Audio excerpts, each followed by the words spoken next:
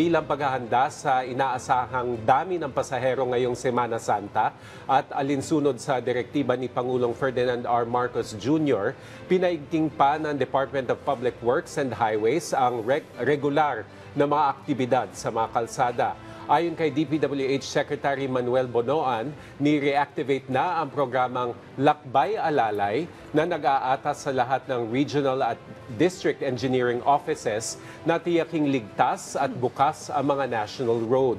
Kabilang dito ang pagtatayo ng pansamantalang roadside assistance stations at transport corridors. Kabilang sa maintenance activities ang pagsasaayos ng mga sirang bahagi ng kalsada at pagsasaayos o pagpapalit ng mga sirang road sign.